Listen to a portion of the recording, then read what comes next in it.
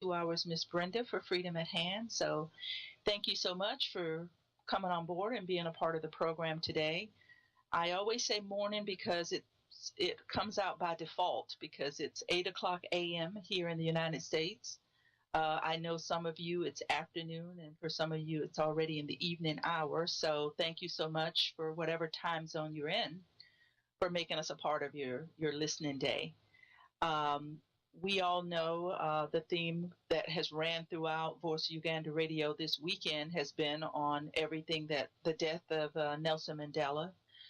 Here at Freedom at Hand, we actually did a program. One of our Sundays was dedicated to Nelson Mandela. Nelson Mandela. And I'm going to touch on parts of that a little bit more today. Just I'm calling it the golden rules because there were a lot of things that he stood for and a lot of things that he believed in that I think, just like throughout the weekend, like you've been hearing on the news and other things, that we all need to look within ourselves to say, how am I living my life, and what is it that I'm doing, and what am I contributing to the world? What am I contributing to the cause of those suffering? And what am I doing in general just to make the world a better place for everyone? Um, I talked on Wednesday on the American Connection that I have sent several emails and responses I have gotten back from the Foreign Affairs Committee and the Subcommittee on African Foreign Affairs about listening into the program this weekend just to hear the heart of the Ugandan people, how they're feeling and what's going on. And I want you to know here on the American side of what I do and what I bring to the program. We've got a lot of great feedback from the foreign affairs committees, and I know that those guys are listening in whenever they can to be a part of Voice Uganda Radio. So I encourage you this morning before I get going with the program that if there's anything you need to discuss, anything that is angering you, anything that's frustrating, please call in and be a part of the program. You don't have to stay on point to what we're talking about today. If there's just something that's on your heart, something that's on your mind that you want the United States government to know about, please feel free at any time during the 2 hours to call in and to voice your opinion. I'm making great strides and great movement here with some of those that sit, some of our senators in Congress, and I'm very excited about that. So we are going to pull them more and more into the conversation. We're pulling them more and more into Voice of Uganda Radio, making them a part of hearing your voice. Because one of the things that Senator Coons, who sits on the subcommittee for foreign affairs, one of the things that he knows and understands is that the freedom of press, the freedom of journalism, and the freedom of speech is basically gone in Uganda. And I have convinced them that one of the only ways that you're going to hear the voice of the Ugandan people and know what's going on is to be a part of the conversation here.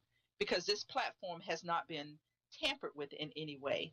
And what I mean by that is the government has not been able to hold us back in what we have to say and what we have to share and how we feel about what's going on with the Ugandan people. We have a free voice here. We have a free speech here that we can allow not only ourselves, those who decide to call in and be a part of the conversation, and just Ugandans abroad. I mean, whether you're in the diaspora or whether you're still within the walls of Uganda.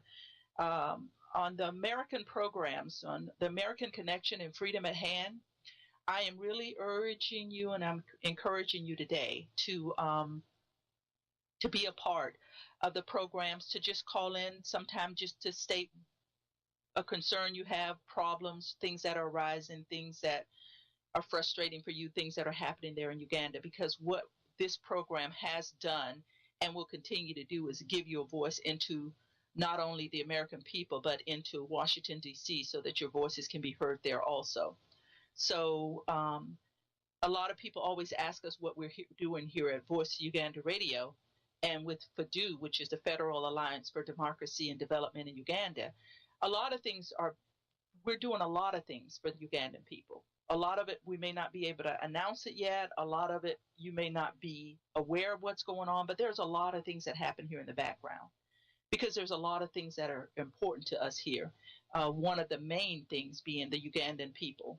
and what's happening to them there in Uganda, the silencing of voices, the way that there is no democracy there. And so we are working behind the scenes a lot. And as things come and closer and start to unfold, we'll be able to share a lot more of those things with you. So trust me, the radio is just a small part of what we do here at Voice Uganda Radio and at FADU.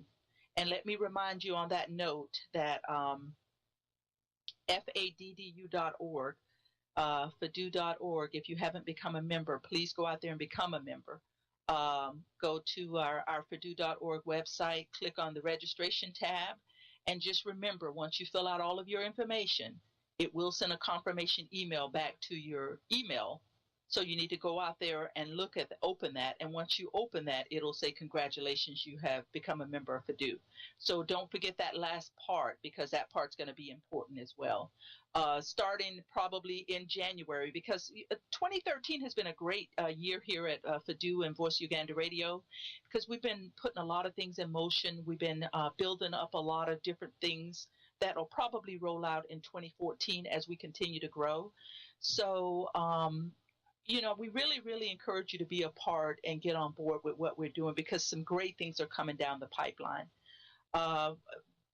I am going to be speaking on some of the golden rules there with Nelson Mandela and some of the things that happened to him and some of the great things that he did there in South Africa. I am also encouraging Ugandans to call in, because today is a platform for you to voice your opinion or your complaint about things that you want to be heard here by our senators here in Congress, here in the United States.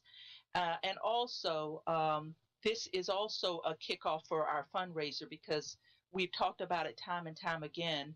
And I'm so appreciative and so thankful for those of you who called in yesterday to make your pledges for satellite radio. I'm also saddened by those of you who feel that because you gave and did so much with some of the other radio programs that are out there, that your money was taken and abused. Well, we do apologize for that, but that is not the issue here at Voice Uganda Radio. And I know that some of the people here on our staff and that work with us closely with FADU and Voice of Uganda Radio fell into some of the same entrapment that you yourselves did, which was the need for the importance of separating out of that and becoming what we are becoming today. There is no room. I mean, there is so much corruption going on in Uganda. There is no room for that type of corruption outside of the country. There's no room for that whatsoever. We all have jobs here. We all have lives, no matter where you're at, whether you're in Canada, the UK, the United States, Switzerland, Australia, no matter where you're at. We all have livelihoods and we have jobs and we have ways of supporting ourselves outside of Uganda. So there is no platform, and there is and should never be a reason to take away from the people who are trying to do good for what's going on there in Uganda. So I apologize to those of you who that has happened to, but please understand and know that our platform here is very, very different, and we are trying to make strides forward. If you give us the chance and you allow us the opportunity through your gifts or your charitable contributions, you will start to see things move in a direction which we all want to see happen for the Ugandan people in every way. So I thank you so much for being a part yesterday. Thank you so much for all of those who called in to pledge. And, during this show here as well, if you feel the need to call in to make a pledge, to explain why you need to make the pledge, or for whatever your purposes and reasons are, we will appreciate that greatly. A lot of volunteer hours go into our writers, the people who are on board here at Voice Uganda Radio, the people who are on board at FADU, the legal teams and things that are being put together. There's a lot of volunteer hours that go in here. And if for no other reason, please note that a lot of what's going on behind the scene that you may not even know about at this particular time, great things are happening, and we are moving forward towards a better Uganda and towards change. Going into the golden rules here with Nelson Mandela and a lot of the things that he had to share and a lot of things that he did in his time here on Earth, I have to make a comment before I go deep into what our discussion is today. The American Connection, I veered away from what I did last week because of the fires that happened there in the marketplace. because of all of the hurt, all of the pain that the Ugandan people were going through with the marketplace burning down there. Right on the heels of the victory that the Lord Mayor there in Kampala city had, the victory that happened there in the court systems, right on the wings of that, we have this terrible thing that happened to those who were trying to build up a life for themselves there in Uganda. I went back to read some more of the news, and I went back to read some of the posts and some of the comments that were coming out on people's voices and what they had to say about the fire and things that had happened there on Tuesday, early Tuesday morning into Wednesday of last week there in Uganda. We cannot lose compassion for one another. If we start to lose the compassion that we have for one another, we will destroy ourselves little by little. One of the things that Nelson Mandela spoke very greatly about was compassion. He lived by it. It was what he believed. It was how he lived his life, and it was what he expected of those in office around him and those in leadership positions to serve. Some of the articles that I read that were placed out there with people who have lost everything from the fires that happened there in the marketplace are not called for. We need to continue to have compassion for the loss of others as if it's our own. One of the things Nelson Mandela believed in very greatly was that religion taught us to be one. The world taught us oneness. Religion taught us to be one, that there was a oneness that needed to happen amongst all of us. And the world puts the mentality in us that we are all one. When we get into that one, that is just only me and there's no one else, and I don't need to be involved in anyone else's lives or whatever is going on with anyone else that has nothing to do with me. You're wrong in thinking that. Because even here in the United States of America, being born and raised here, being a Black American here in the United States, I know that I have been given much. And to whom much is given, much is required. So even for me, in my life, I still have to have compassion for the lives of others, for the things that they lose, and for the ways that their lives have been changed because of what's happening in their lives at any given point in time. It angers me to hear the police talk about Ugandans all the time as if they're thugs. And I don't believe that all the people that were rushing into the fires, in which we know the firefighters were not aggressively trying to put out, were trying to save or trying to help to save their sections in whatever way that they could. And this government continues to pounce on the Ugandan people and make them and belittle them. And if it was me, even here in the United States of America, one of the things I would not have had to worry about is that if the force was called out to protect my property, they would have come as if it was their own home, with a diligency, with an urgency, to save as much of my property and as much of what they could have saved as possible.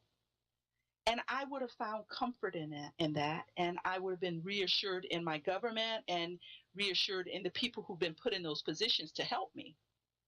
The firefighters, the police force, the army force, all of those people, when something like this has happened to the Ugandan people, you have been put in a position of urgency. Why the need was to slowly come to the rescue of these people, to take their time in doing whatever they could to make sure these fires were under control, I'm not here to question those things today, because we know that those things need to be questioned too. But the compassion for others has to be there. Otherwise, we take no pride in what other people have worked hard to have. When I drive around in a beautiful neighborhood here in the United States of America, I don't say, oh, I wish that I had those things, or why couldn't that be me?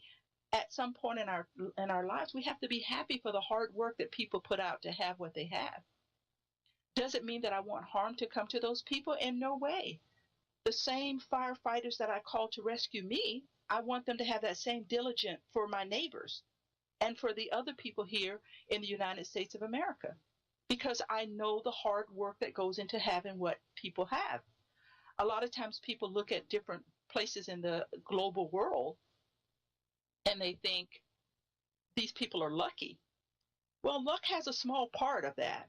But everyone, as you know, in the diaspora, everyone in the free world are working very, very hard to have the things that they have.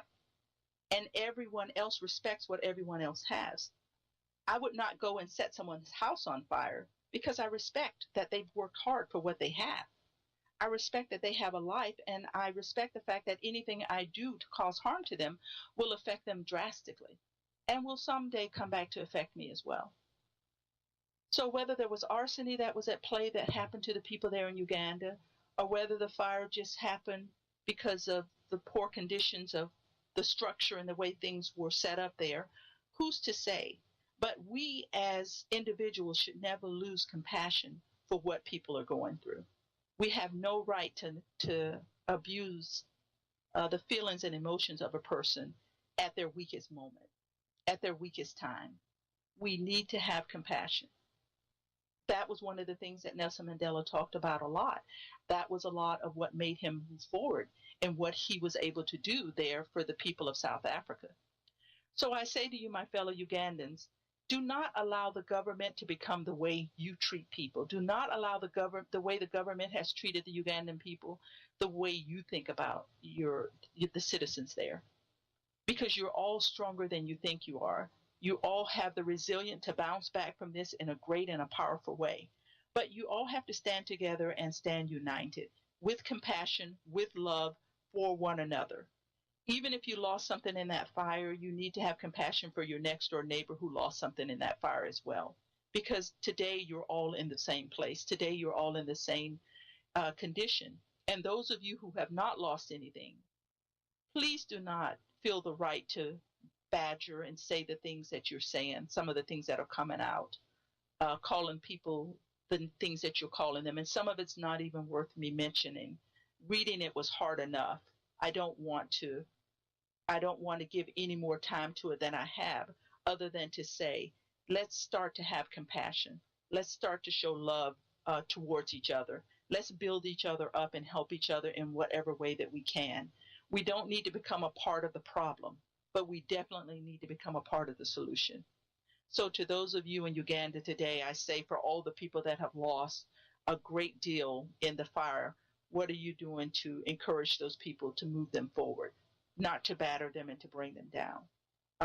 It's a platform that Mandela stood on, and it's a platform that we stand on here, even in the United States of America.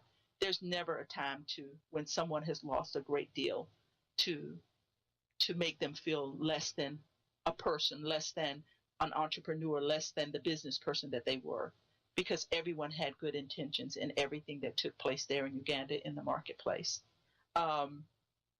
So in saying that, I just wanted to make that point before I went on into the discussion of what we're going to be talking about here today. You know, the golden rules that I'm talking about, these are points that Nelson Mandela talked about. These are points that he stood very strongly by when he talked to people, when he approached situations, and when he approached things.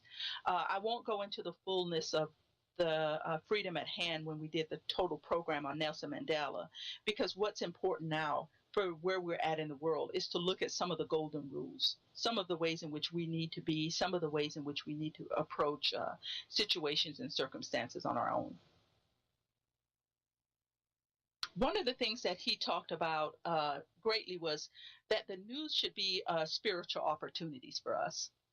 A lot of times when we hear things in the news, we have become so numb because so many bad things are happening, and there's not ever sometimes there seems like there's nothing good in the news, especially for those of us in the diaspora and those of us who are so looking for change there in Uganda for the Ugandan people. News needs to be a spiritual opportunity for us. And what I think Nelson Mandela meant by that is that we need to have compassion about the things that we hear. News should never fall on deaf ears to say, oh, well, this is the way that things are. This is the way things have been. And we start to accept these things, whether they be good or bad. I mean, we need to look at it from the spiritual aspect of where we are in the world, because we know that there are 6.3, I think there's 6.3 million people in the United States that practice some sort of religion. And then the numbers trickle down from there, but there's still the masses.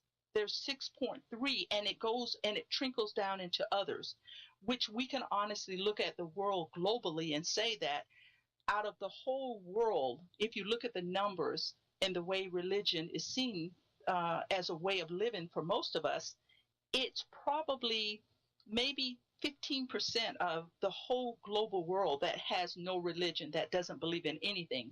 So if you look at those numbers, it means the mass majority of us in the world believe in something.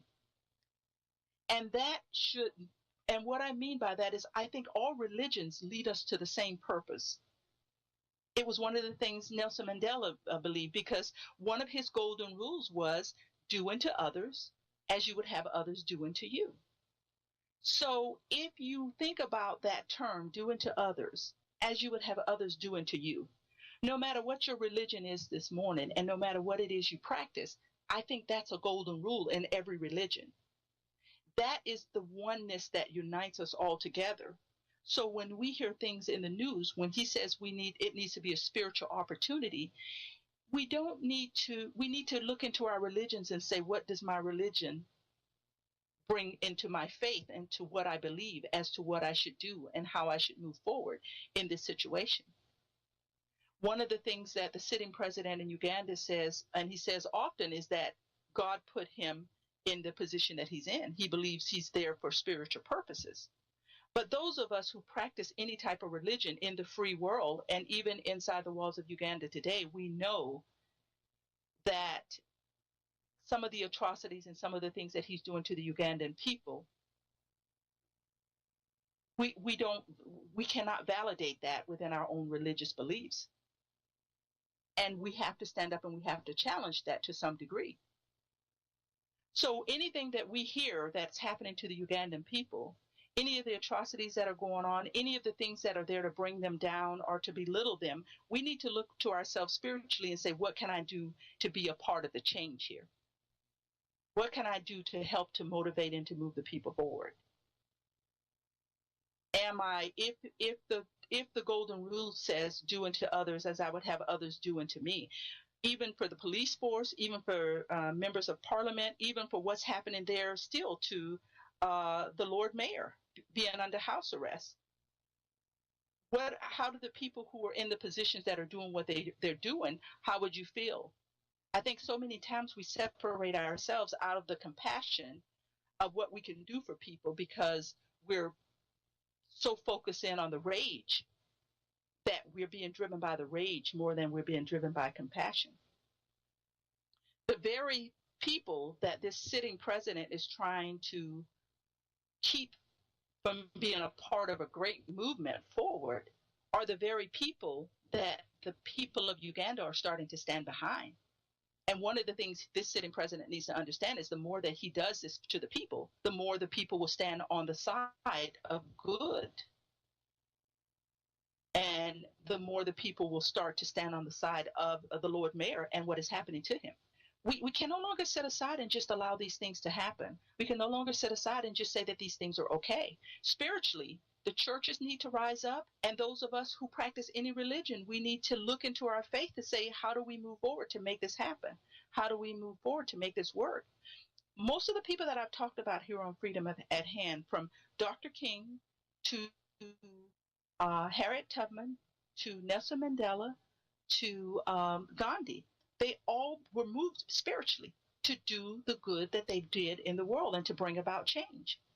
And I think when we look at all of us, if we look at ourselves from a spiritual perspective, it moves us toward greatness. It moves us towards goodness, because within that, we cannot justify a lot of the things that are happening to the people of Uganda. And a lot of the things that are happening to the people as far as their freedoms, their liberties and justice and rights being taken away from them. These are the very things that Mandela stood for and was willing to lose his life for. I think a lot of what's happened to the sitting president in Uganda is the compassion for the people, the compassion for what he's causing on the people is gone. He has no compassion for the people. He doesn't even see them as being equals to them. When there is no love love and no compassion in the way you come out to serve, then who are you really serving? If other than yourself, who are you really serving? Nelson Mandela, even when he was jailed, even with all the atrocities and everything, all the things that he went through himself, he never lost love and he never lost compassion for the drive for what it was he wanted to do, the change he wanted to see, what he wanted to do, and how he wanted to help the people of South Africa to move forward. What is our legacy? What do we want our legacy to be? We don't even have to be Nelson Mandela today. We don't even have to be some of the great leaders that we know have come and risen up in times to move us forward. But what are we doing today to say that we're moving the country forward? We're moving the people of Uganda forward. Are we willing to lay down our lives for that? Are we willing to say that I will give and I will serve in whatever manner that I have to in order to see justice, in order to see a change come about? Because, what are we doing if we're not becoming a part of the change? We have to stand in compassion and we have to stand in love. It's what most of the leaders that I've talked about here on Freedom at Hand have done. And we can no longer say that this is the way in which the Ugandan people are being led. The churches, I know the people in their churches, one of the things I would love to see happen in the churches there in Uganda is to give the people a platform to say that this is how we're being treated and this is what we need to do to bring about change.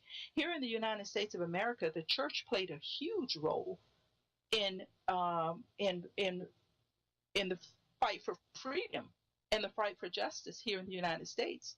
Civil rights was a big, big movement here, and the church and religion played a very, very big part in it because our faith moves us forward. Our faith helps us to see the situation the way it is and to what are we doing to bring about change, whether it be through prayer, whether it be through community, whether it be through commitment to one another, and helping each other move forward in whatever ways we can.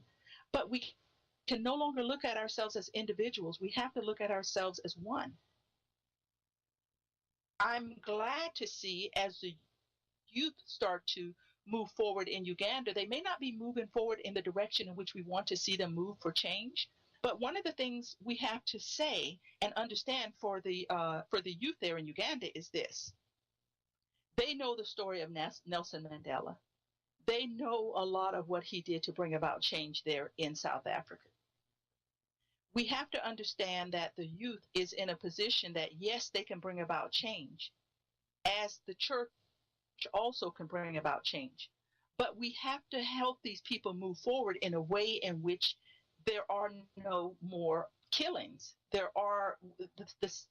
Safety has to be there. We also understand and know that the people can move forward in peace in every way, but the government will be there in every way it can to shut it down. Because we know this from all of the things that we've read and all of the things that we've seen in the media.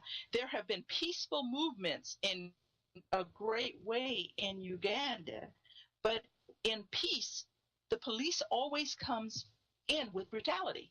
But the people continue to be peaceful in everything they do because no one wants to be tear gassed. No one wants to be locked up for suspicious reasons. No one wants to be arrested in the middle of the night and their loved ones and family members don't know where they're at, and they're not allowed to be visited in the police force. They're not allowed. No one knows what's happened to these people. We understand these things. I've got a caller coming in, so I'm going to go ahead and take this call because regardless of what the program is and the direction I take us today, your calls are going to be important no matter what it is, the platform you want to talk about. Hi, caller, are you there? Yes, I'm here, Ms. Branda. Thank you so much for the program. Today, I want to talk more about what you talked about in Uganda, and this was also mentioned yesterday on the Branda program. My main concern is where Uganda is headed today. Yesterday's program, it was brought our attention that there was a picture in the newspaper, in the local newspaper in Uganda, That's where the firefighters had gone to extinguish the fire, which had already consumed the market. And to our surprise, and to everybody's surprise, anyone who's a Ugandan and anyone who saw that picture, we all know that firefighters are supposed to carry water hose. We know that firefighters are not supposed to carry guns. Clearly, this firefighter who was pointing a gun at this defenseless person, raising her arm or his arm in the air, and this firefighter, instead of aiming the water hose to the fire, he was aiming or pointing an AK-47 to this particular innocent person. I don't care if this person threw a stone at the firefighters, but there is no way in the world where firefighters pull out AK-47. This shows how far our country has gone. We are being ruled by mafias. There is no way in the world Museveni, Kaihura, anyone or Katumba Wamala, who is the Army Chief of Staff, condone such behavior. Our country has been overtaken by thugs. And if you are ruled by a thug, everybody is going to become a thug. Museveni is a thug himself. Museveni believes in violence. And because he believes in violence, he has given all these people their arms to the teeth. And the saddest part is that these people who are so well armed, they are not armed to protect the government from foreign invaders. They are armed to protect the government from its own citizens. It is so sad that we have left someone who is so dangerous, someone who believes in violence, to become the leader or the ruler of the country. And this has been going on for so long, for almost 30 years. Since Museveni has been in power, the entire time he's been at war. The way he talks is about war. There is no compassion in his voice when he's talking to the people of Uganda. The man is always talking like a criminal, which he is in this case. We cannot be ruled by people who believe in violence. Museveni believes in violence, and the only thing that he does, he thinks is okay, as long as his family is okay. Then the rest of the people in Uganda is not his problem. We have a very, very big problem on our hands for Ugandans, and for this reason, I'm calling to everyone. We started a campaign of satellite radio yesterday, and we are asking anyone who is listening, and if you looked at that picture and you felt sorry for that man being, pointing a gun instead of pointing a water hose to the fire, if you felt any remorse, if you felt any compassion, if you felt that this is going too far, then it's your responsibility, you as a Ugandan, to contribute so that we can have a satellite radio. This war of taking over, of changing our government, of changing the regime in Uganda is going to take step by step.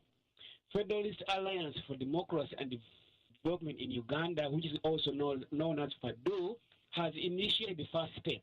And the first step was to create the Voice of Uganda for everyone to voice their frustrations. Now, our second step in this fight is to get a satellite radio.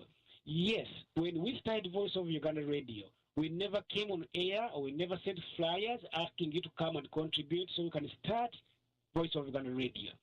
We did it, we as few Ugandans, we came together, we got the resources, and we launched Voice of Uganda Radio. Now, after doing that, we are coming to the air again, asking you, it's your turn now to pitch in and do whatever you can to provide money or provide funds so that we go to the next step. You cannot remove a government, a dictatorship, without informing the masses. And we Ugandans know that the majority of the masses do not have access on the internet. The only way they can get access, the only way they can get involved is through satellite radio. So Voice of Uganda Radio and Federalist Alliance for Democracy and Development in Uganda, we are going to go another step forward. And this step forward is going to involve you more than ever. I'm sure Ms. Branda wanted to make some comment. Yeah, I wanted to say this to you because one of the things that puzzles us here in the American community, it seems like the firefighters were spending more time controlling the people than they were controlling the fire. And we just don't understand something like that when the need is to control the people and not to control. I mean, we saw more of the masses of that than we did of anyone putting water on the fires. Yes. First of all, people should understand Museveni takes anyone who opposes him, let it be civilians, let it be the army, let it be the police. As long as you oppose Museveni, to him you are an enemy. And he's viewing Ugandans who are opposing his regime, who are opposing his hold on power as enemies or enemy combatants. And according to his brain is already programmed from infant that if anybody opposes you, all you have to do is to get a gun and eliminate them.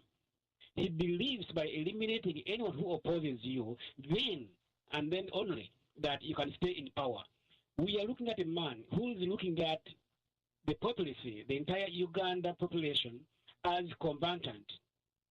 And the way he's taking us, or the way he's talking to us, as if we are all army. We are all members of the Uganda People's Defense Forces.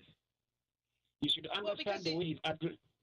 Yeah, because the other side of that is this. You made the comment. The army is coming out to control the mass people. Most armies are set up to protect the country. It's not to protect the country from the people. So somewhere something has gotten backwards because you have a police force that is there for certain things, but an army to come out to keep the people at bay, it doesn't make sense. Your army is set there to protect the country, not to protect the people from their own country in which they live in. And that type of treatment is just, I mean, you just can't understand it, why that the people would think that this is normal, because it isn't normal. First of all, people should understand we are in a military dictatorship. This is what military dictatorship do, or, in most cases. And secondly, if you're in a military dictatorship, everything must be done according to the orders from above. By saying orders from above, it does not necessarily mean from the court of law. Orders from above, that's a military term, meaning that the commander, the supreme commander, has issued orders. You have to understand, I'm not a lawyer, but I think in a democracy, a country that respects its laws, okay, once they issue a ruling on any subject, anyone is supposed to abide by the court's decision. It does not matter if a court decision was passed after the fact. We've had so many cases the world over where a judge can imprison someone, and then later on, after years, the appeal goes through, and the appeal says, no, the lower court was wrong in doing this and this and this, so the judgment is reversed. You've never had anyone coming out and say, no, you cannot do that because this was done after the fact. It's only in a dictatorship. We have lawyers. We have a law society, or we have a college of law in Uganda, but they have not come out to pronounce themselves on this, which means that everybody in Uganda has given up. How in the world can the Prime Minister and the Attorney General of the nation come and tell the nation, the Uganda citizens, that the law or the court's order is nil and void because it came after the fact? What madness is that? That means that we are living in a country which is only ruled by the few. And do not get confused. Do not get misled. Uganda is under a military dictatorship. And as I always say, Museveni has never been imprisoned. Museveni has never been tear gassed. Museveni has never been tortured. How in the world can he become a freedom fighter? What type of freedom is he fighting for? What does he know about suffering? Well, I think the only freedom he's fighting for is his own. And I think you can comment on this just briefly, but the Ugandan people are in the same situation that the South African people were in. They had no, I mean, the white South Africans ruled, and they had no say. And this is what's happening to the Ugandans. Yes. The president is ruling, and they have no say. Exactly, Ms. Brenda, you're right. All the instrument, everything we get, that tear gas you see being brought is bought on credit from South Africa. The trucks we have that tear gassing people spraying tear gas, those were apartheid military trucks. Anyone who saw, I'm talking about somebody who's I should say who's 40 and above, perhaps who's 45 and above, could have seen those pictures when they were spreading, when they're spraying tear gas and water cannons to the blacks who were protesting apartheid. Those are the very, very same trucks Museveni bought. Museveni did not buy those trucks from Europe, but from South Africa. And because of that, we do have apartheid. Museveni did not only import apartheid, but he has imported the same equipment of operation from South Africa, from the apartheid era, to bring them to Uganda. And for that reason, I'm asking all Ugandans, let us get together, let us pitch in and start a satellite radio. Voice of Uganda Radio and the FADU, Federalist Alliance for Democracy and Development in Uganda, we are taking another step forward to liberating our country. People should understand, you don't just wake up one day and go to liberate the country. You have to lay the foundation. And the foundation we are laying now is to get a satellite radio going. We need to let the masses of Ugandans know. They need to know their rights. And their only way of getting to know what we are about is through a satellite radio. Thank you so much, Brenda. Thank you so much, caller, for calling in with a compassionate cry there. You know, Gandhi often said that we must become the change we want to see in the world. He was talking about there with all the equipment, the military equipment that the president is buying from South Africa. Most goods are sold for good purposes. Even here in the United States of America, when someone goes and buys a gun, it's sold with good purposes and good intent that they're going to use it to protect themselves or whatever. It is not ever sold with the harm of what someone can do with something. The evil of the world does not mean that it was evil when it was purchased, but you know, we have to. It's true what he's saying. Satellite radio is going to be very, very important for reaching the masses. We've got to let the people know, and we've got to help them to understand that on the other side of the world and throughout the global free world, that we understand and we know what's happening to them. I think most of you would be very, very surprised to find out that a large portion of Uganda has no idea that we're broadcasting, that we're seeking their rights, that we're seeking things, and we're starting to contact the Geneva Human Rights Commission. We're starting to look into the International Criminal Courts on behalf of the Ugandan people. There's a lot of things happening. And like the caller just said, nothing happens overnight. Everything takes time. When those of us that decided to form Voice of Uganda Radio got together, it was not that we went to anyone and asked for funding and donations to bring this to you. This platform that you are a part of today was brought together by good, honest people who wanted to bring about change for the Ugandan people, who, like Nelson Mandela and so many others, have love and compassion for what's happening to the Ugandan people. So that was the reason and the purpose for the platform. Now, in order for the platform to continue to grow, this is where the people are able to get involved. This is where the people need to come about and do something. We have the ability to change the world. Nelson Mandela said that all the time. We have the ability to change the world. It is, what are we doing? Because one of the things that I say a lot here on, not just on Freedom at Hand, but on the American Connection, is that the Ugandan people don't have a lot of time. And what are we doing right now to move them forward?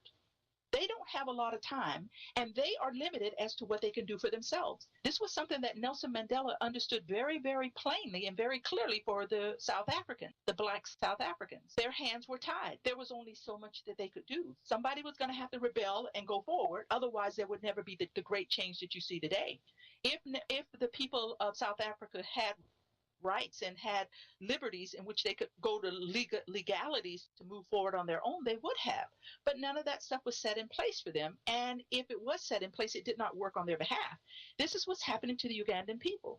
Legality is there, the law is there, the court systems are there, but it is not working in the favor of the Ugandan people. The Ugandan people are fighting with everything that they have to fight for. Now they need our help. It's like if you look at the fires that happened there in the marketplace, the people were doing what they needed to do to bring about livelihood and change in their community and in their lives. They became entrepreneurs where they learned to work and to build up a business for themselves so that they could take care of their families and move forward. That's what happened to the people of South Africa. That's what happened to us here when we were fighting for our civil rights. You find a way to make it work. However you can find a way to make it work, you find a way to make it work.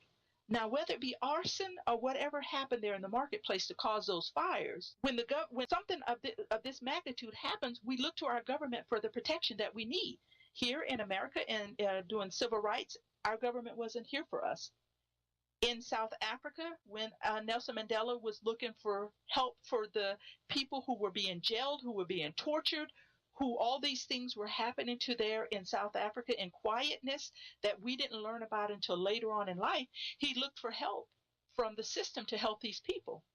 The same thing is happening today with the Ugandan people. With those fires that happened, they were looking for help from their government, the people that have been put in place to help them, the fire brigade that was there to come to their rescue to help them. That did not help them, that let them down. Time and time again, history shows that when a government wants to keep a people down, these are the things that they do.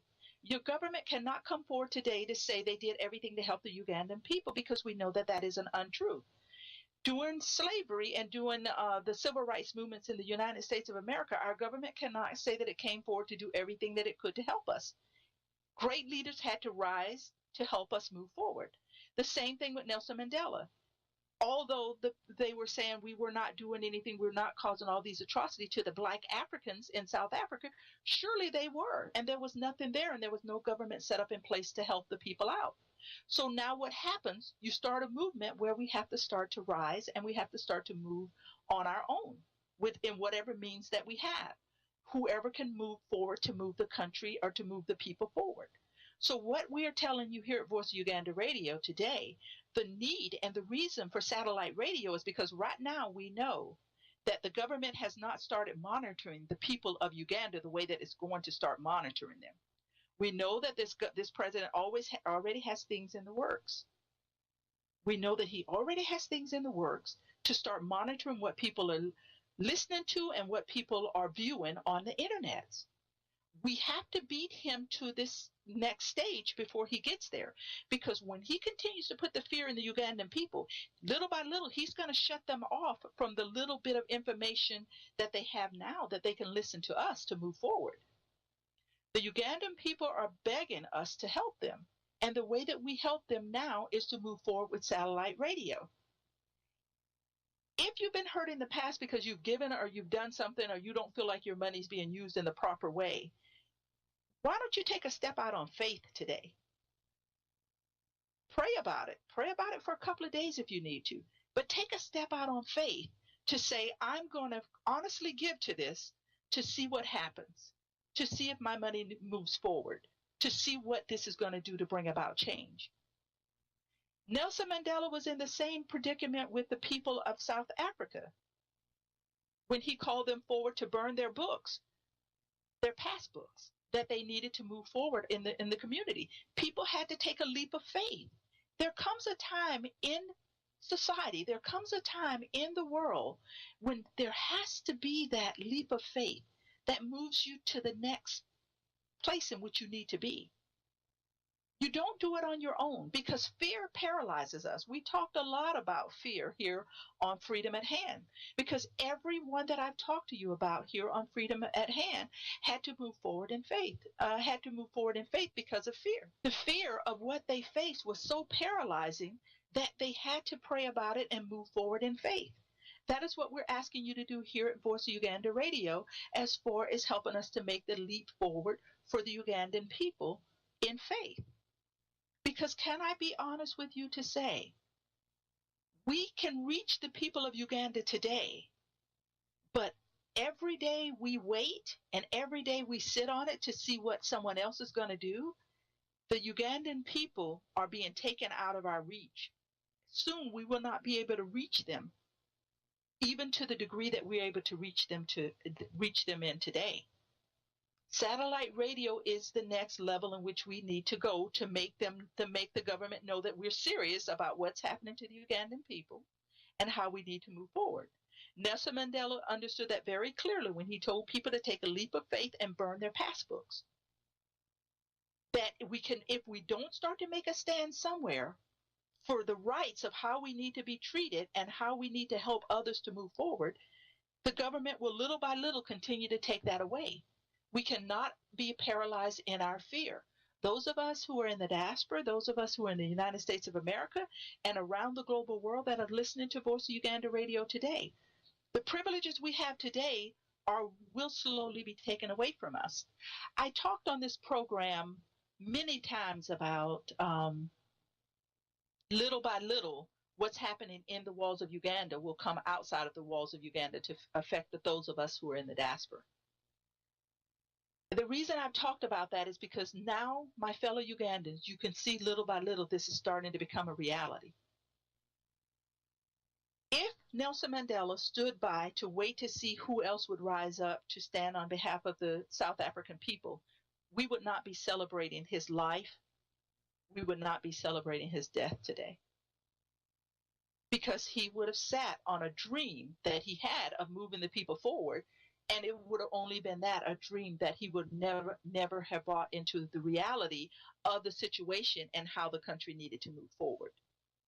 Are we still dreaming as Ugandans today, or are we making our dreams a reality? Is a question that we all have to ask ourselves. Because dreamers dream, and they can dream forever, but until those dreams become reality, what good are they? Nelson Mandela did not say, I am a dreamer.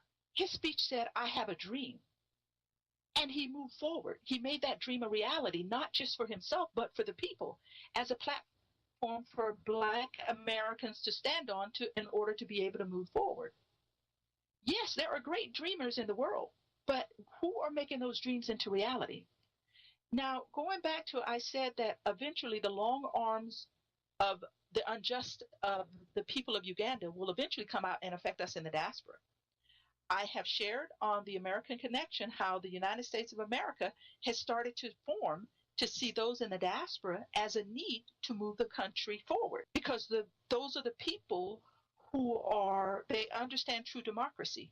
Those in the diaspora, the United States senators said they understand true democracy. They understand the way the economy works. They understand fair trade and labor. They understand the need for economic growth in their country, where companies can go in, set up shop, and start creating jobs and infrastructure for the people there in order to help them to start to move forward.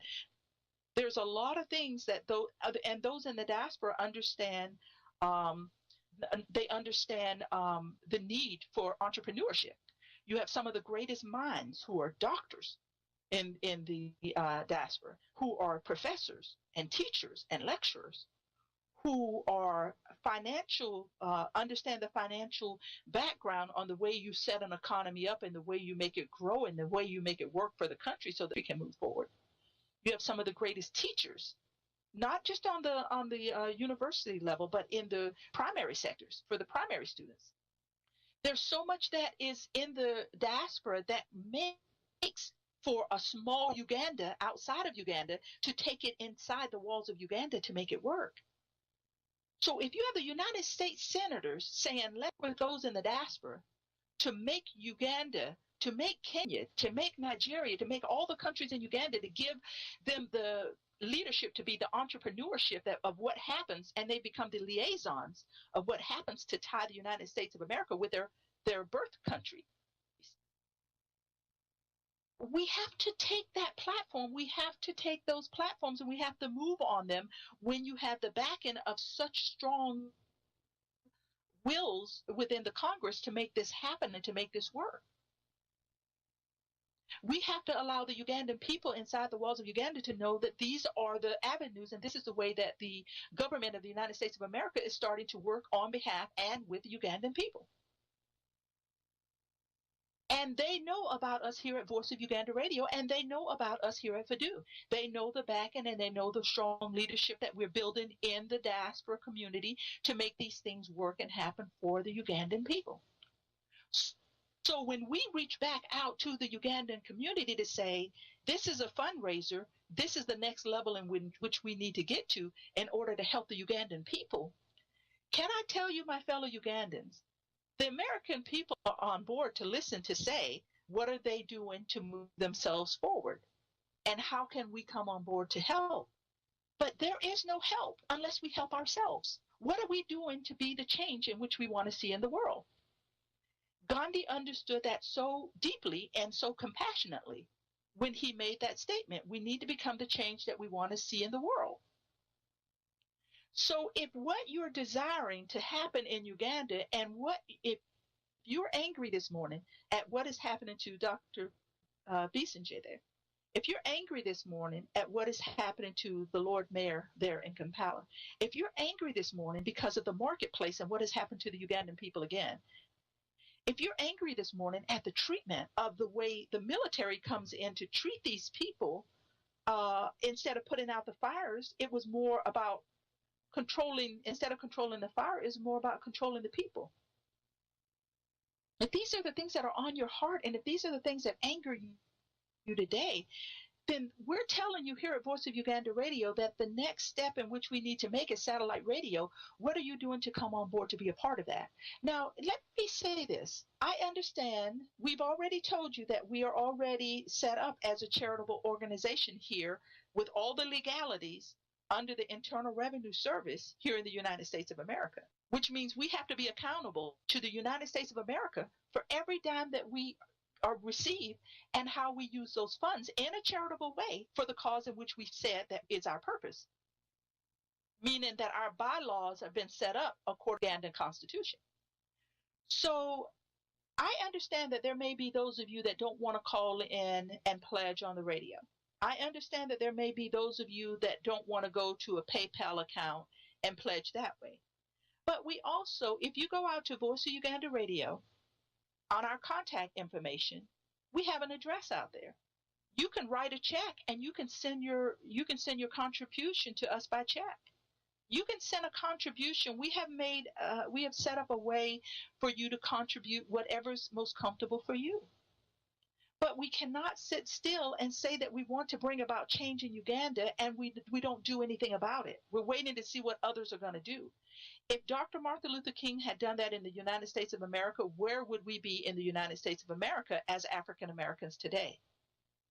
If Gandhi had done that for the people of India, India has more companies than any other country that are there setting up shop and working and putting Indian people to work. Why do we not want this for a new Uganda? Do we not want these same companies to come into Uganda to set up shop, to put the Ugandan youth to work, to put the Ugandan people to work so that they can have a livelihood? These are the things that great leaders fought for. Dr. King fought for it. Gandhi fought for it. Nelson Mandela fought for it. What are you doing to stand behind the people who have put themselves out in harm's way to make a way forward for us to move forward? Yes, Nelson Mandela was great in what he believed in and his purpose and his drive, but how much more powerful did the people make him? Because they stood behind him. And they took a chance on faith, moving totally away from fear and moving totally into their faith to move them forward. Dr. King did the same thing. When Rosa Parks refused to give up her seat in Montgomery, Alabama on a bus one day and became a great iconic leader in the civil rights movement. What made that story great?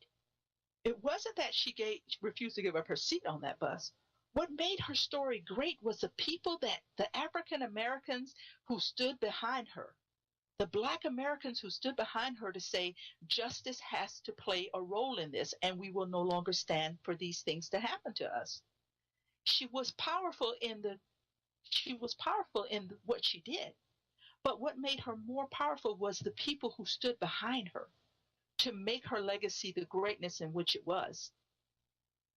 There was no jealousy. There was no envy. There was no, what is in this for me? How will this shine on me to make me look great? What comes forward in a great and a powerful way? So I say this to say we may have the platform that we've started here at Voice of Uganda Radio, and we may have the platform that we've started here with FADU.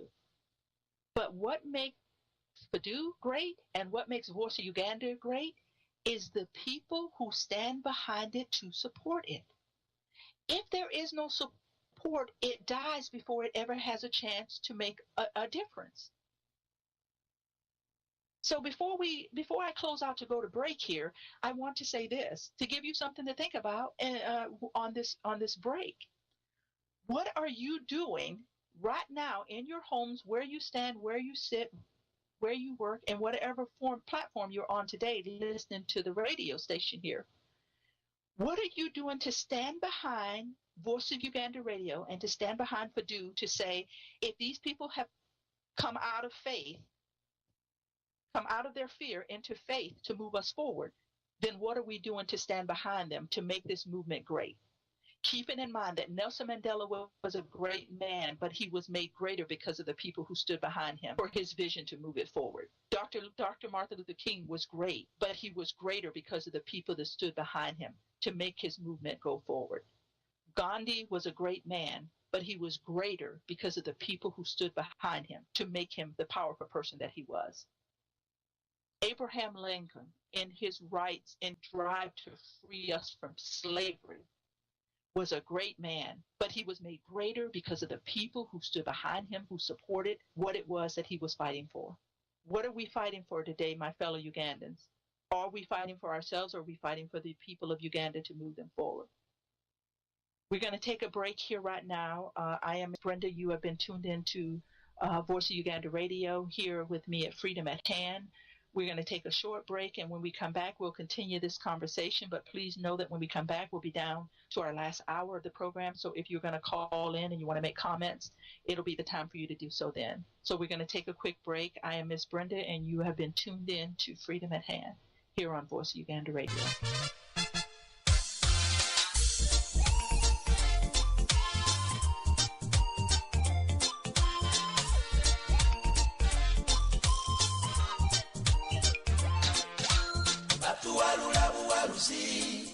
Kati abasajja batuwalula wadde batuwalula ku kifuba naye bwe tuliwalira tuli bakasuka batuwalula buwaluzi kati abasajja batuwalula wadde batuwalula ku kifuba naye bwe tuliwalira tuli bakasuka line eggwanga lya Uganda ddene era ggwanga kkulu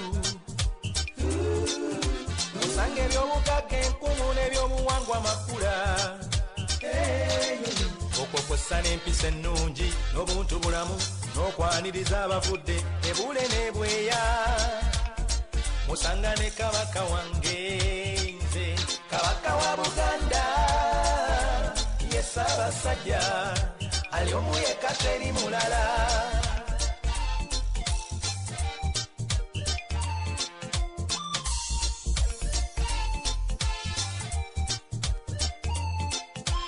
ebirungi bingi mu Uganda n'obugagga nfofolo tulya bukunkumuka kyokka bitudde mu mikono ebiri obagambe esatu egyabali mu kintu amasannyalaze gosasula gayotebwa bo banene ffe tusasulira nzikiza emulago teri ddagala bo bwe balwala bagenda bweru bweraba ebinnya mu nguudo emmotoka ezaabwe tezimanyi na nfuufu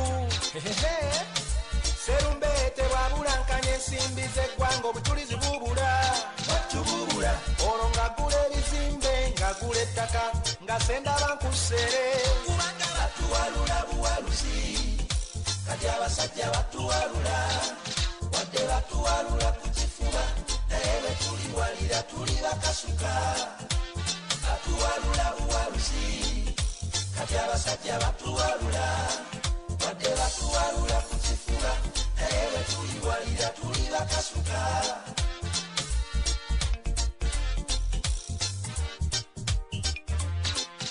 ganamunswa mwali atudde ntende Sabasajja kabaka esijja kutiitira mundeke nyimbe kanyimbe okuyimba emundu yange ye palamenti yange mazima ogana otyasemaka okuteseza mu nju ye n'ab'ekika kye okozesa serungi ogigwotuma kwate bwete mutwavuwaza nnyo ne tutuuka okwetunda tunoonye ekyokulya betwasembeza batuli ku luwonzi batuwawanya betwagemanga endwadde z'amaanyi kati batukuba kalifomu batuwalula twebasa kati abasajja butologoke wadde batuwalula ku kifuba naye bwe tuliwalira tuli bakasuka batuwalula buwaluzi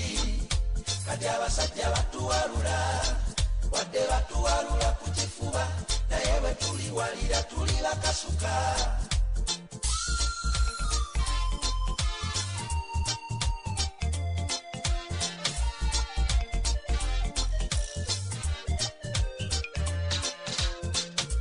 njagala kumanya kyo kiki bannayuganda tubonaabona bwe tuti mu ggwanga lyaffe eno si yaffe kati tuli momboze ettaka balitwala makolero bagatunze ebyobuwangwa babivuluze era bannayuganda bayiye omusaayi kati emmamba mu nguudo za uganda zafuna ebibanja anti mwezisiiba nagundi bwayogerako nga basiba ng'olw'amateeka gakola watukwayo gakola eri gundi omuloti bawalula muwalule nga bwe balaba naye kagundi ow'egindi aba ne immunity ebya polisi n'omuntu wa bulijjo ebyo tuwulira biwulire kubanga tebikyakola batukuba mbooko nattiya gaasi kati tebakyateesa abantu beekyaye n'omutima gw'eggwanga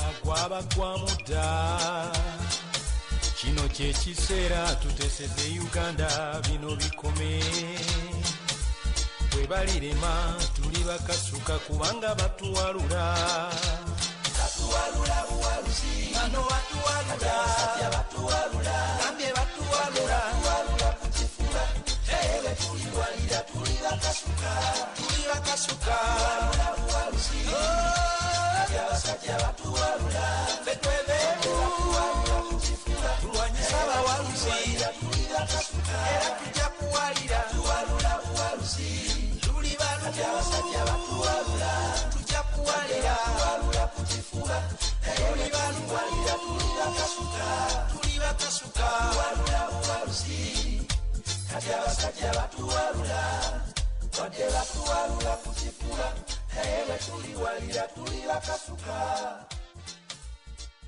You're listening to Voice of Uganda Radio, coming to you from America. Thank you so much for being a part of the show today. I've been your host, Miss Brenda, and you've been listening to Freedom at Hand. For those of you who have been on board that have come back to join the second half of the program, thank you so much for staying tuned. And for those of you who are just joining us, we're talking about a lot of what happened there in Uganda with the marketplace, tying it into Mandela, the great leader that he was, and just tying it back also into the United States, and just giving you a lot of different ways of looking at one problem. Because it's not just good to see one side of a situation. You need to see the victories. You need to see the struggle from all around, and you need to understand the victories. from all sides as well. So thank you so much for being a part of the program this morning. We really appreciate our listening audience. I will go ahead and say again that we are down to our last hour of the show. So if you feel the need or there's something you want to share, and if you want to call in, please do so during this second hour as we are down to the last hour of the show here at Freedom at Hand. Our caller that called in earlier talked about the military there with the gun that they had pointed at the individual there during the fires there in the marketplace last week there in Uganda. Most of us don't even know we have a military until our military is sent to war. But the people of Uganda, it's all too common. I don't even think they understand the role of the military because the military is a part of their daily lives. And in anywhere in the world, if you live in a place where the military has a front like that and they're constantly around and they're constantly handling and doing all of these things, we would wonder what is wrong. Are we under terrorist threat or what's going on in our country that we would need them to be, their presence to be there outside of just the police? So a lot of what we try to do here at Voice Uganda Radio, too, is to educate the Ugandan people for them to understand and know that the conditions in which they're living in is not normal in any country, whether free or not free, though that is just not the way that a country is governed and ruled. The power is in the hands of those who have the control and not in the hands of the people. And here in the United States of America, we believe that the power is in our hand to make change, not for our government only, but is in our hands as well.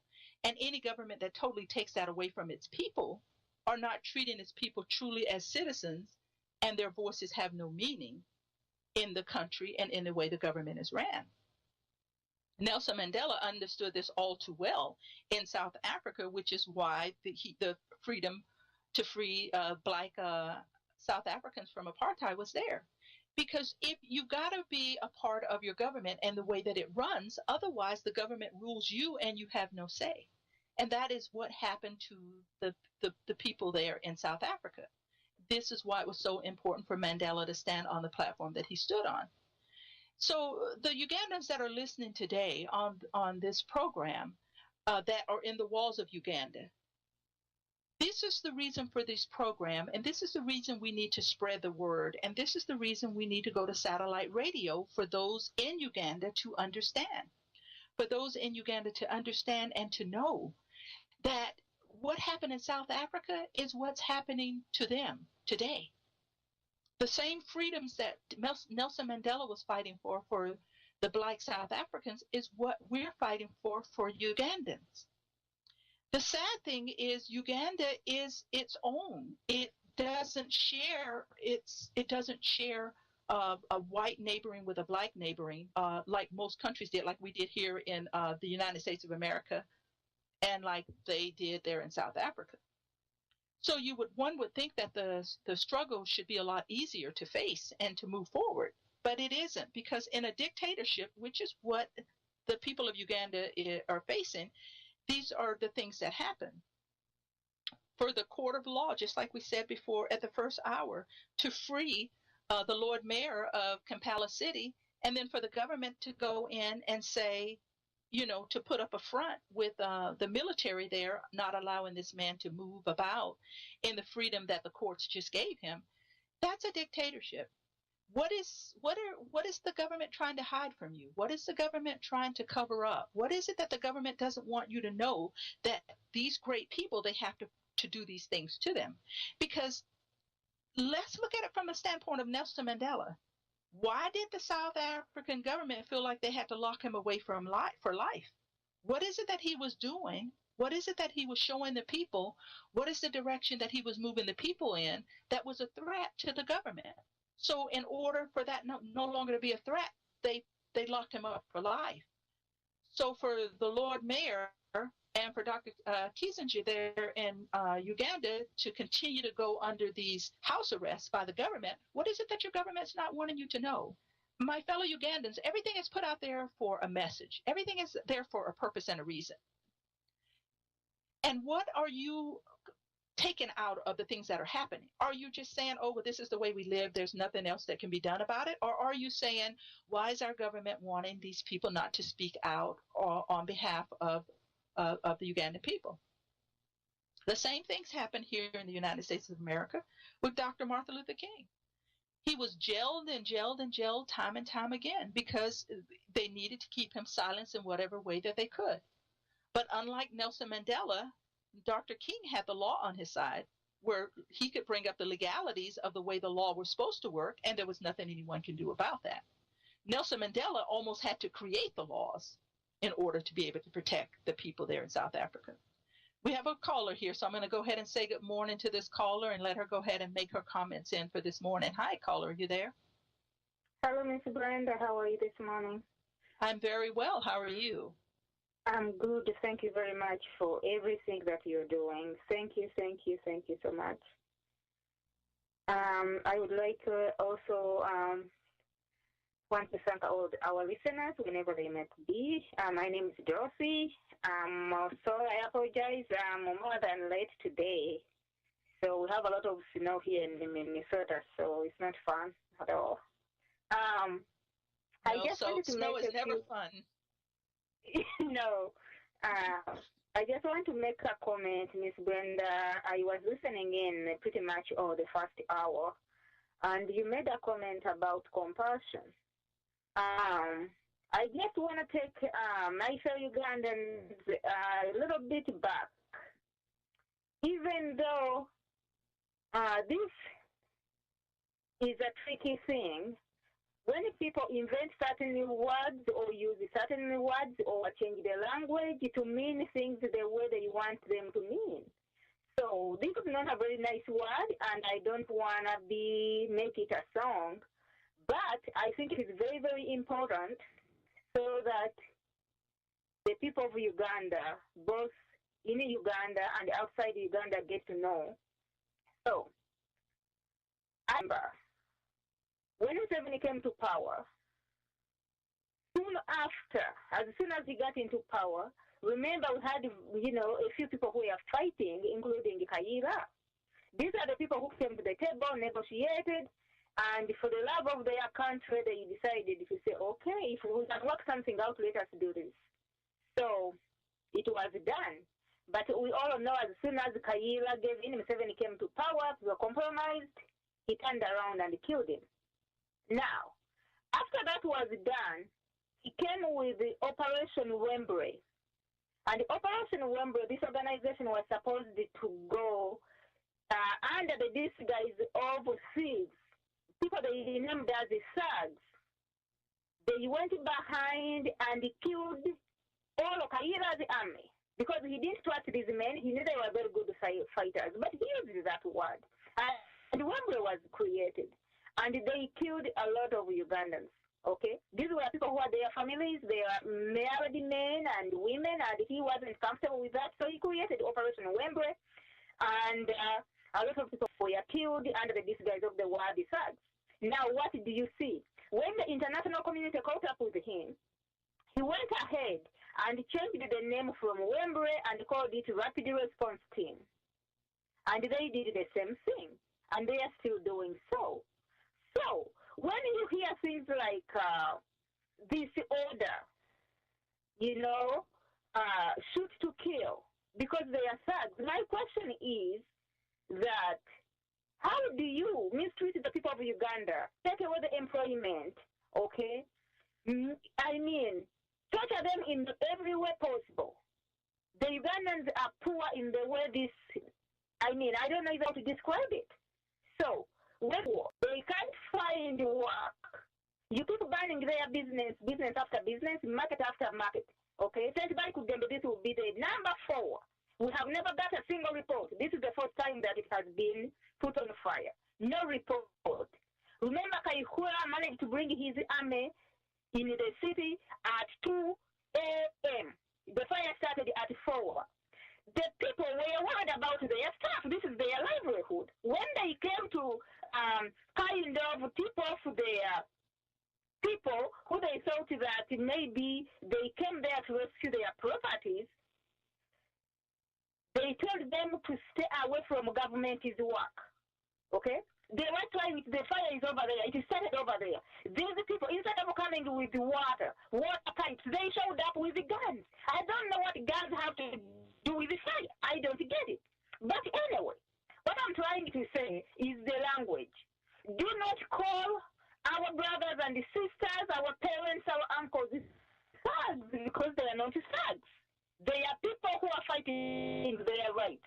So when Museveni is saying they are thugs, to make it easy for them to kill as they wish. Okay? Yes.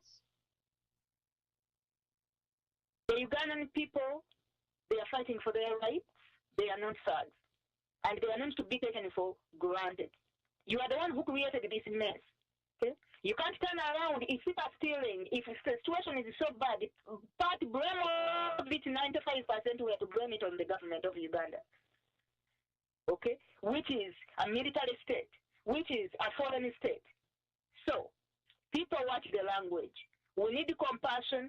We need to care for each other. We need love, love, love, love, love. Love your neighbor, we care for each other. We need to understand who is the enemy. Instead of being jealousy, instead of we don't have nothing, you look at so and you sound like, oh my God, what happened to me? People have started doing strange things you can't even think about. The man said we are grasshoppers and he put it in the bottle. So this is what we are doing, biting each other. But the person who did this is walking free. So we need to realize what is the problem. Where is it coming from? Where do we start? And how do we go forward? So yeah, because you know the idea. The thing that I want to just say this, and you can comment on this, Dorothy. You got a society of people where there are no jobs. The unemployment rate is not even rateable. It's that terrible.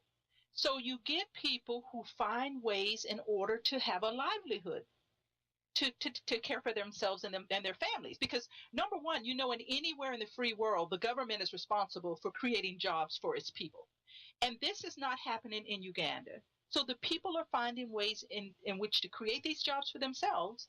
And the government, time and time again, has found ways to demolish it and to continue to keep the people in ruins. I don't understand a government that doesn't lift its people up, but instead brings its people down. Exactly. So if the Ugandan people, the government doesn't care about creating jobs. The only thing they cared about is how do I keep myself in the power. So they're not only not creating jobs, they're destroying the jobs. The people of Uganda are struggling so much to meet and to find basic needs, but they turn around and ban. I remember when you go to FADU, Federalist Alliance of Democracy and Development in Uganda, when you go to that website, there's an article where in some 7 was talking to the MP, I think in Rachtura, when he called them to brief them how he wanted to make sure that Museveni, Muhoozi Kainerugaba will be the one the next in line, and he's trying to prepare them through scaring them. And there's somewhere where he mentioned that I repeated the one inch in Kampala. When I look at them trying to demonstrate, they don't know that they are my enemy, and I can kill them because the Geneva Convention gives me a right to kill them. Okay? Wow. That is the president of a nation. Wow. All right? So, to him, putting people's business on fire, and then he turn around and borrow them money, and then before they get anywhere, they ban again. For them, this is not, it is a way to punish these 1 inches. They don't have to have a right. They don't have to have anything, okay? So they never get ahead. Of course, they never get ahead. If they have something, then they have to fight him. They don't have to own anything. They have to spend the rest of their livelihood worrying what to eat, what do I feed my children, how do I get a cup of milk, okay? That's what they're supposed to focus. So when I ban their businesses, when I ban the markets, and those things are done for many reasons. Okay, the markets are banned for various reasons. Another thing, that land of St. Barikudembe, we know. Okay, the land board commission offices, they were broken into. All all the land titles were stolen by the police. The Ugandan police, what we call the police, but which is not a police, it is the army. They broke into the offices, they took all the land titles. This land in Kampala, Miss Branda, these people have already shared it, okay? So somebody could then has been putting on fire repeatedly. One of the reasons also is because the person who shared, who was given that part of the land, they need it so bad. They need it desperately. Okay? That is another reason behind it. We know the people who have these land titles, but you must be crazy to steal land. Because if a car can be traced, but I don't know where they're going to take it. So, the people of Uganda need to focus. We need to focus. And I will repeat this. I said it last time. We need to put our monies where we benefit. For this reason, I'm calling on you Ugandans. Beloved Ugandans, education is power. Information is power. For us outside of Uganda, we know too much. We know too much. We need to share with the people on the ground. The people of Uganda need to know how their lands are being taken. How do you make it to the land board and inform that somebody has your land title? And a thief ends up taking your land. You walk out without land. Okay? How do you get to know that there is this land bank thing where they take a taxpayers' money, they take it in the state house, they choose a few randies and those of the likes, they give them money to go and purchase money. They chase you on your land using your own money you paid in the taxes. How is that? So please, our campaign is here. We are trying to get a satellite radio because the people of Uganda, they need to know what is happening. And in doing so, they need to take responsibility, make sure that Uganda is ours. It is not for the few men, 1 or 2, 3 men with their families, they own Uganda, as the president stated in 1987, okay? That he will never leave Uganda until he knows there are 2 groups of people in Uganda. One group, Uganda will have to have owners. Who are those in power? Very few. Then they will have to have the workforce. That will be the second group. So, I think they are dreaming. Uganda is for Ugandans. And it is our right and responsibility to stand for justice and truth and take it back home. It is unfortunate that you can have on the same continent, you have a man like Nelson Mandela, and on the other side you have a man like Museveni. Dorothy, I'm going to just interrupt you just a quick second, and we'll go on with a portion on Nelson Mandela. Caller, are you there? Go ahead. I'm good. How are you doing? You probably have to speak just a little bit louder. I'm having a hard time hearing you if you can. I said I want to thank you for all the contribution you are keeping in. Hope my voice is coming up now. Yes, you are. Thank you so much. You can hear me loud and clear. Yes, thank you.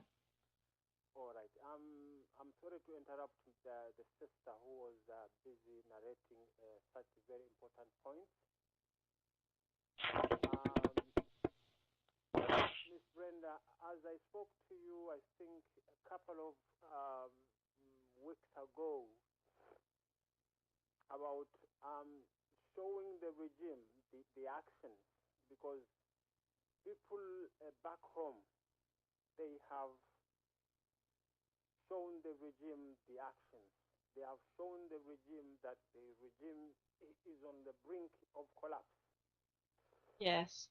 So we guys in the diaspora, as I stated, through some legal means, if we can put up a legal case against the regime, because yesterday or 2 days ago, the president Museveni was in France, enjoying life with the president of France, convincing the president of France to have some things to be signed, because they still take him as a warmonger, because where they are afraid to go, he convinces them that he will use our brothers and sisters to go there and being massacred. So if we can come up with a legal means so that we can even stop him, because I know if we can alert the people of France if we can alert the people of United Kingdom, the people of the USA, we can put a stop on the regime, because people back home, they've shown us, they've shown resistance. So now we, the people in diaspora, okay, we are talking. Talking is very good, but I'm asking for action. I am asking for anybody who is listening in here, anybody who is in the regime, let us start showing the action. Even though not to dine with them, even if it means not to dine with them, let us not dine with them. Even if it means not to stay with them, let us not to stay with them. Because, Brenda, I saw a song today. The guy was saying that we brought in these guys. Are you with me? Yes, I'm listening. We brought in these guys when some of them were sick. By the time they came in Uganda, when they were refugees, I'm not trying to bring in tribalism here. Some of them were sick. The guy was singing that we immunized them because by the time they came in, they found a good medical structure that has been designed. We put them in good hospitals. Some of them were put in good schools. But what they've done is they've destructed the schools. They've destroyed the schools. They've destroyed the hospitals. Every day as I'm talking, as I'm speaking to you now, a mother is losing her life. Every day, every second, a child is dying. Why do we deserve this? Why do we were we not created by God? So now the only thing I'm calling the people of diaspora, the Ugandans in diaspora, is to start the war with the regime. How are we going to start? It doesn't need, we must have AK-47 guns, drones, and everything. No. Even your neighbor, if the neighbor is with the regime, you can start fighting your neighbor. You can start alerting the people around you that this is a person who is supporting all the atrocities, who is supporting the violation of human rights, who is among the group or among the crew or among the mafias who are doing this to the people of Uganda. I am calling you guys, if we can do this in 1 week, in 1 month, in one year, let's say it won't even reach a year, we will be having results. Because I have been hearing you, Brenda, Miss Brenda, you've been talking about Mandela. Yes. Mandela did not fight the war alone. Yes. He did not fight the apartheid alone. There were the people, more especially the young generation, the young people of South Africa were told that these people have come to take your land. So this is what we have to tell our children. This is, more especially our children here in diaspora, this is what we have to tell our children, that we are here because of the regime. Yes. You get my point?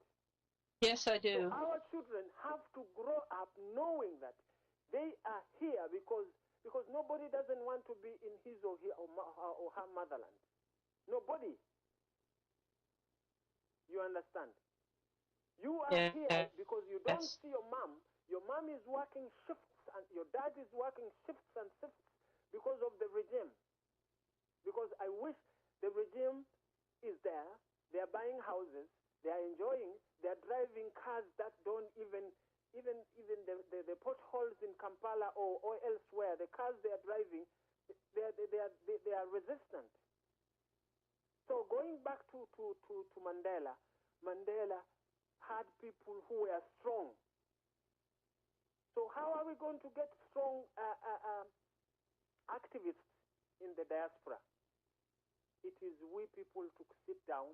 It is we people to listen to people like you, to listen to people like my sister who has just spoken, to listen to programs like the FADU, the way they are bringing out the programs, and we utilize the programs. We contribute towards the radio. It's not the matter of saying, I don't care, provided I have my job, provided I've got where I sleep, provided one day you will be caught into this. Yes. Yeah. You get my point? Yeah, I've even already said that a lot of what's going on in Uganda now will eventually start to come out, and those in the diaspora will be very affected by it. Yep. Because if you think about the marketplace that just caught on fire, if you think about some of the other things that are happening in Uganda, monies to rebuild, monies to pay taxes that there is no money to pay, a lot of those things they're going to be asking for family members out in the diaspora to help them, and so we become a part of continuing to create the problem that exists there in Uganda. Yeah, so I understand what you're saying, and I understand your compassion very deeply. And let me tell you, no one here at Voice Uganda Radio or FADU are sitting still. There's conversations and there's things in the works that we are doing. We may not be able to announce it on the radio or send letters and emails out on it, but there's a lot of things that are being done. But I understand your plea and your cry. We have another caller that's coming in, so let me let you and Dorothy hold on, and I'm going to go ahead and take this caller. Hi, caller, are you there? Yeah, Branda, this is Mobiru Musoke, and I specifically wanted to call in on Mandela and share some things about him, hopefully in a very, very short time, because there isn't much time left. One of the things that I admired Mandela for is his humanity, and now in his book, Long Walk to Freedom, page 70, he writes something that's very touching as a human being. I wanted to propose to her, but I was unwilling to do so unless I was certain she would say yes. Although I loved her, I did not want to give her the satisfaction of rejecting me. I kept up my pursuit of her, but I was timid and hesitant. In love, unlike politics, caution is not always a virtue. I was neither confident enough to think that I might succeed, not secure enough to bear the sense of failure if I did not. Not only does he use the English language very well to express himself, but he is touching on something that's really human, and that's how I got attached to him. But when you read what he wrote, you really understand what the man was all about. Now that was about, of course, his love for one of the women he got married to. He also writes something about African music, which brings out something unique. He says that the curious beauty of African music is that it uplifts even if, as it tells a sad story. You may be poor. You may have only a ramshackle house. You may have lost your job, but that song gives you hope. African music is often about the aspirations of the African people, and it can ignite the political resolve of those who might otherwise be indifferent to politics. One merely has to witness the infectious singing at African rallies. Politics can be strengthened by music, but music has a potency that defies politics. I love that one too, and he put it very, very, very well. there is also another quotation I want to share with you. I hope we won't get tired of this. No, you're good. Go ahead. The other one is, it tells us about his courage. I was prepared for the death penalty. To be truly prepared for something, one must always expect it. One cannot be prepared for something while secretly believing it will not happen. We were all prepared, not because we were brave, but because we were realistic. I thought of the line from Shakespeare, be absolute about death, for either death or life shall be the sweeter. And I love that one too. Let me give you one more, and then maybe I'll stop. But these are all from the same book he wrote. He writes about freedom, and if I can get the. Well, because one of the things from the things that you're sharing with us that tells us is he was very human, and you feel the compassion of that in his writing. I think so many times we see these leaders and we put them on this iconic platform as these superhumans, and we can't see ourselves as doing great things. But great things live in all of us, and it's nice that you're sharing these things because it shows us the compassion side of, that he had fears just like we have fears in moving forward. Yeah, exactly. That's why I'm quoting these things, these passages. One of them, it has to do with living underground. The living underground requires a seismic psychological shift. One has to plan every action, however small and seemingly insignificant. Nothing is innocent. Everything is questioned. You must be yourself. You must fully inhabit whatever role you have assumed. In some ways, this is not much of the adaptation for a black man in South Africa. Under apartheid, a black man lived a shadowy life between legality and illegality, between openness and concealment. To be a black man in South Africa meant not to trust anything, which was not unlike living underground for one's entire life, and so it's very. These are very touching. I could go on quoting, but I will bore you for that and waste probably your time. But what I'm trying to say is that he was a real human being. I've read Museveni's book, Sowing the Mustard Seed. There's nothing comparable to that, to what Mandela, the way he writes and the ideas he expresses, and in Museveni's book, all you find is a classification of politicians. One is reactionary, another one is revolutionary, another one has bad ideology, and wow. You can't find that in Mandela's book. And this morning I read something in the Monitor written by Museveni about Mandela, and that let me read you one sentence. It says a lot about Museveni himself.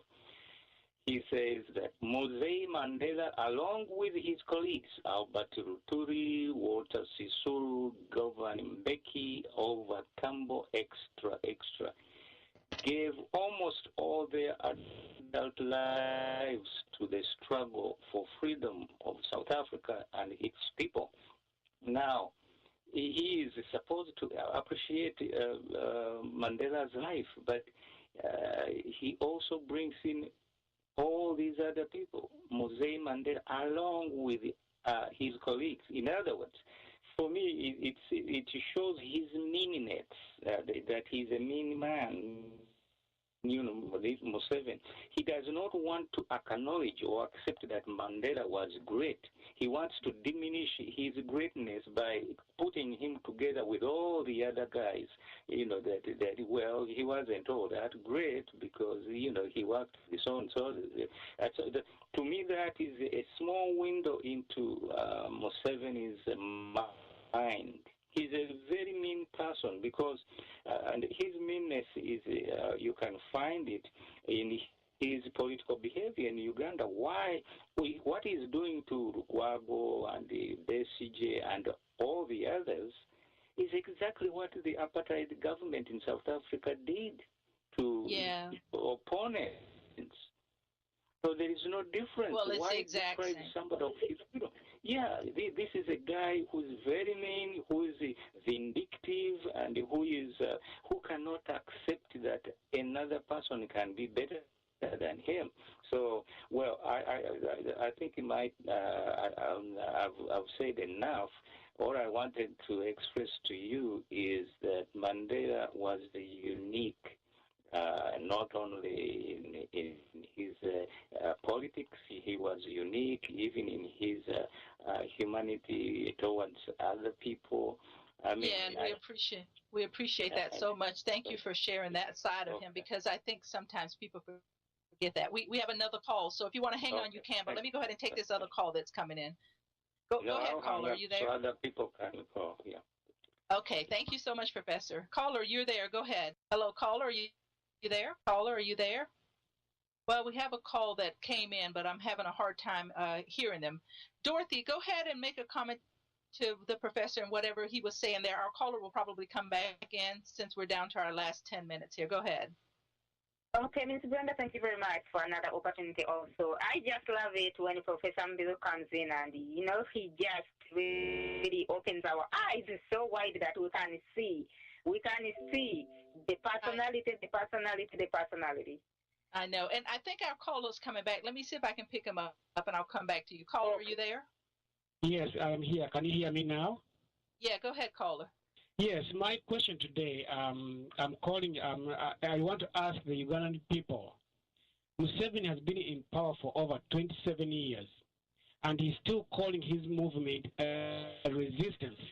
We all do understand the meaning of resistance. What is Museveni resisting about in Uganda after 27 years? Why is his political organization called resistance? The man has fought and he has conquered. What is he still resisting against? Ugandans should understand. Museveni calling of his movement resistance. He's resisting anyone who's opposing him. He's resisting anyone with different ideas other than himself. He's resisting anyone who does not believe in the way he believes. Because there is no reason why his movement is still called resistance. There's nothing he should be resisting about. We could understand when he was in the bush, he was resisting the government of Obote, the way things were done. But now he's back in power for 27 years. What is he resisting about? And secondly, I want to know, most Ugandans know that Museveni calls himself a freedom fighter. Well, Mandela called himself a freedom fighter. Here's the difference. They both call themselves freedom fighters. Have you ever seen Nelson Mandela wearing a fatigue army uniform with an AK-47? They're both fighters. Anyone who has seen Mandela also used arms. He used force to liberate his country. But Mandela never put on an army uniform. You've never seen Mandela with an AK-47. You've never seen Obote with an AK-47. You've never seen Lule with an AK-47. Binaisa, the first president of Uganda, Sir Edward Mutesa. But the only people, the only leaders in Uganda that we've seen with the AK-47 is Amini and Museveni. And who's telling me that there is any difference between Amini and Museveni? So Museveni, what are you resisting about? fellow Ugandans, you should understand, this is the war we have to take on Museveni. We should not wait for the elites in Uganda to let us know or tell us what to do, because the society, the educated society in Uganda has failed us. They could not even come, the law society could not even come and defend the court, and that's their obligation. And we, the peasants, we've taken this mantle, we've taken this fight to the people, because the people in Uganda who are supposed to let us know what's going on in the country, they are in cahoot with the crazy regime in Uganda. Thank you, Ms. Branda. Thank you so much, caller. We're going to go ahead and go back to Dorothy because we're running out of time, and then I'll get my caller that's been on hold patiently there. Dorothy, go ahead. Thank you, Ms. Branda. It is, we already mentioned this. So Museveni is resisting until Uganda belongs to him, Kutesa, and this Zimbabwe, and then the rest are peasants and workers. I think he's going to resist until Uganda is taken as their master plan is stipulated too. So that's what he's fighting for, but unfortunately it is not happening. I wanted to emphasize Mr. Mbili's point. Some of you might say this is not, really, this is uncalled for. But I always remind you, Ugandans, let us not forget. I remember years back, I had this younger boy, he had just came up very enthusiastic, singing, and he sang a song which, if it had anything bad to it, it has any meaning which wasn't really, it was so hidden, and you could interpret that song any way you wanted. But this boy came and threw in about a few words about democracy. And he said that democracy, if you mean democracy, in Africa, the only person who has done it, who understands democracy, and he has done it, and that was Mzee Nelson Mandela. Okay, so but Museveni turned around and banned this song, and he gave various reasons why he banned it. But realistically, he did not want to hear this younger boy who had so many boys who were following him, listening to Mandela, Nelson Mandela as a freedom fighter who understood democracy, and the guy who stayed in the prison for 27 years, he came out, he was president for 4 years, and he said to the people, here you go, this is your country, you develop it, you do, I have showed you, you must have learned by now what to do. So Museveni, if he's going to be there and be mean and try to put Nelson Mandela down, we know where Nelson Mandela is, we know who he is, and we will fight. We cannot maybe fill his shoes, but I guarantee you we are going to try, because the people of the world, the people of Uganda, they know the difference between Nelson Mandela and Museveni. They know the difference between freedom fighters. Museveni, if you just find a freedom fighter, it can mean two things. People who fight for freedom for the rest of their country, and they are people like Nelson Mandela, and the people who fight against freedom. People who fight against the people of their own country they are supposed to help, and then torture them and kill. I don't know what a gun has to do with the fire, okay? So, Museveni, we know the difference, we know the truth. Ms. Brenda, thank you very much. Oh, thank you so much, Dorothy, for your comments. It's always a pleasure having you here with me. Is my other caller still on hold? Or did he go? I think he has hung up.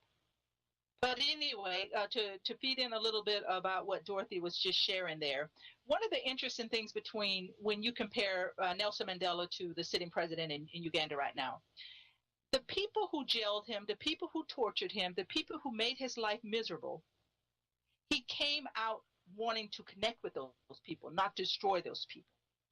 The sitting president in Uganda right now wants to destroy anybody who does anything against him, who doesn't stand and believe in what he believes in.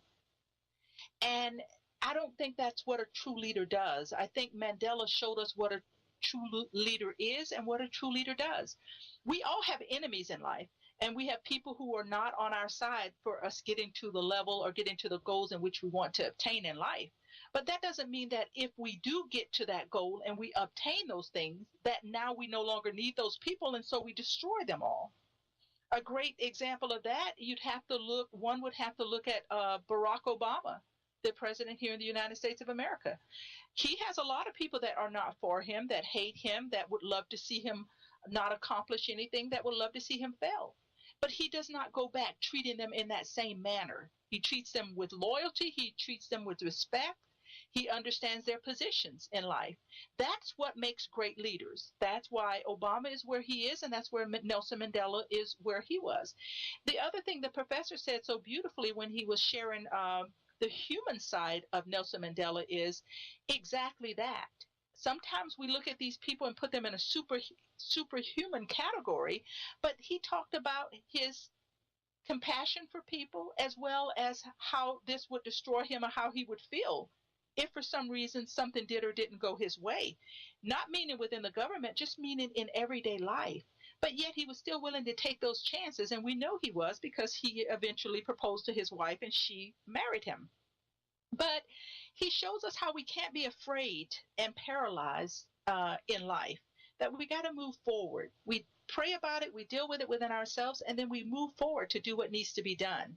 Because as he said, it still has to be done, and we have to face it head on.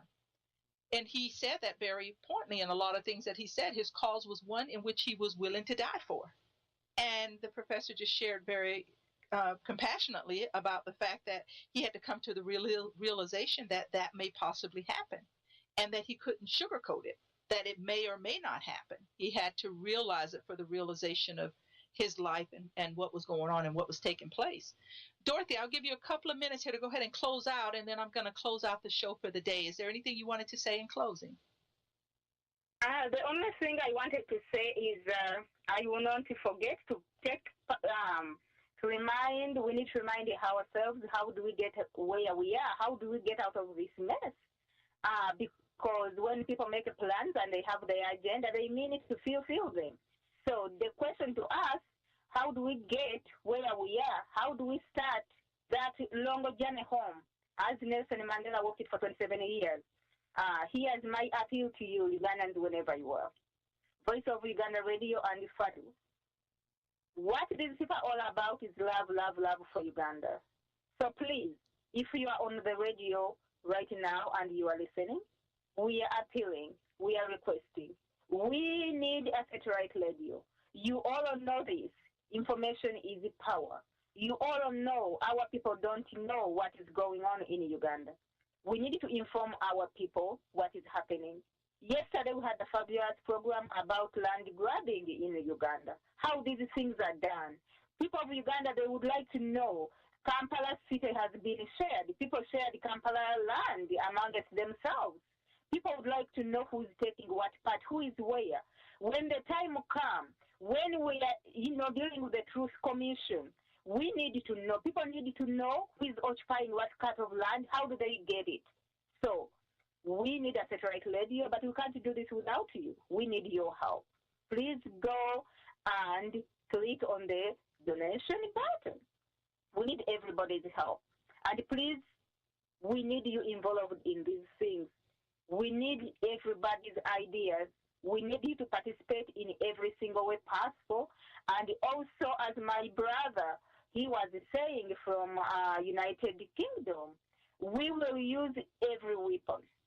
We are going to the ICC, everything possible. The Ugandan people have a right, God-given right, to defend themselves, to make their lives better. They have a right to govern themselves. They have a right to vote who they want to vote and who is going to represent them. They have a right to vote Lukaku, and they did so, and they have a right to defend him. So we stand determined, courage, strong, on the truth, and the good Lord is with us, and we will make it home.